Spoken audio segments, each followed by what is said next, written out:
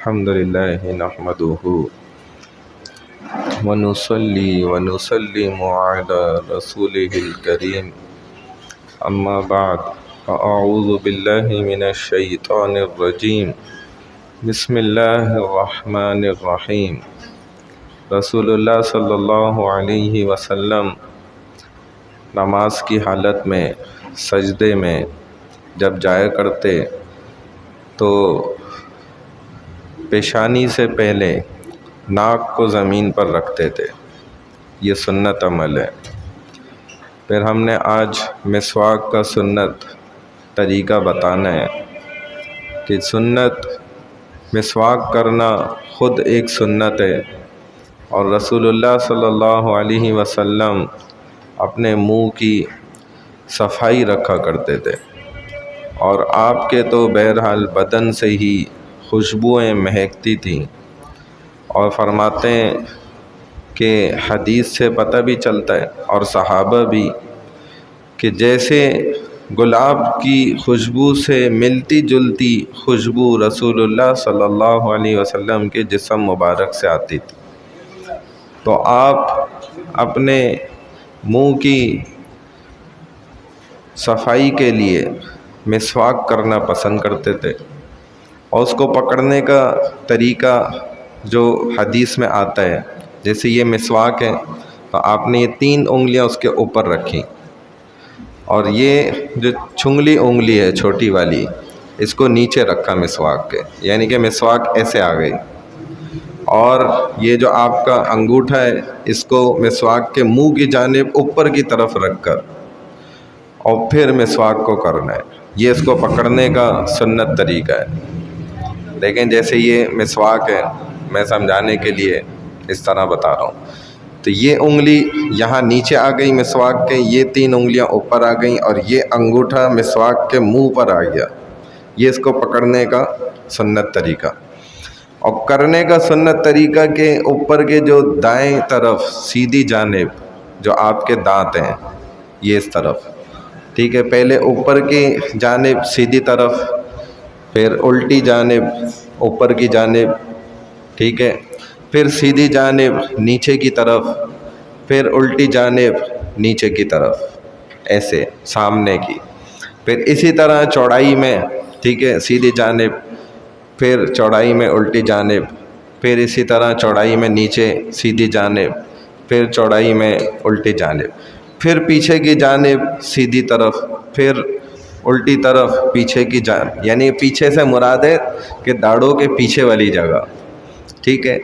پھر آخر میں جو ہے نا آگے کی جانب، سامنے اوپر اور نیچے، پھر اوپر کے پیچھے کی جانب، پھر نیچے پیچھے کی جانب. پھر یہ بھی اس کے ساتھ مزید سنت ہے کہ زبان کی بھی مسواک کرے، زبان پہ بھی مسواک کو پھیرنا، حتیٰ کہ آتا ہے کہ گلے تک بھی نبی علیہ الصلوۃ والسلام نے مسواک کو کیا ہے. دیکھیں کیسے شان والے نبی ہیں. ایک ایک ادا، یہاں تو لوگوں کی قبریں لوگ بھول جاتے ہیں، اپنے ماں باپ کی بھول جاتے ہیں. ایک وقت ایسا آ جاتا ہے، ہم نے بھی خود بھی دیکھا کہ کھڑے ہوئے تھے ہمارے چاچا وغیرہ، اور دادا کی قبر ہی کنفرم نہیں ہو رہی تھی کون سی ہے، اور ادھر دیکھیں تو رسول کی زندگی کے ایک ایک ذرے کو اللہ نے الحمدللہ کیسے مختلف انداز سے محفوظ بھی رکھا اور زندہ بھی رکھا ہوا ہے، اور قیامت تک رکھیں گے، کیونکہ اللہ کو اس نبی کی ادائیں بڑی محبوب ہیں. تو اللہ چاہتے ہیں کہ ہر مسلمان اسی نبی کی ادائیں کرتا ہوا اسے نظر آتا رہے. جیسے میں نے بچے کی بھی مثال دی تھی نا، بچہ بعض الفاظ غلط استعمال کرتا ہے، ماں انہی غلط الفاظوں کو ہی اس کے سامنے دہراتی ہے، کیونکہ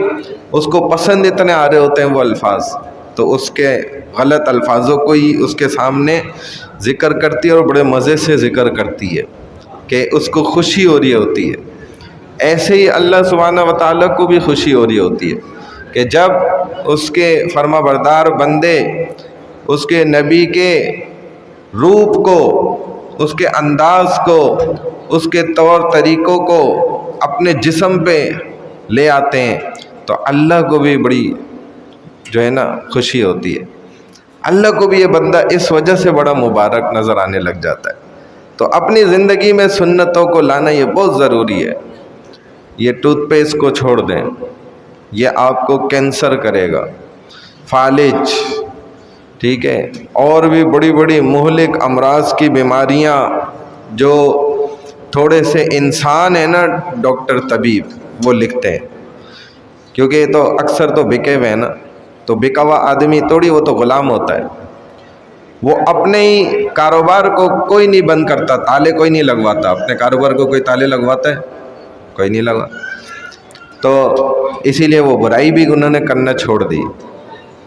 سچ بھی بولنا انسان چھوڑ دیتا ہے۔ یہ دنیا ایسی خطرناک چیز ہے،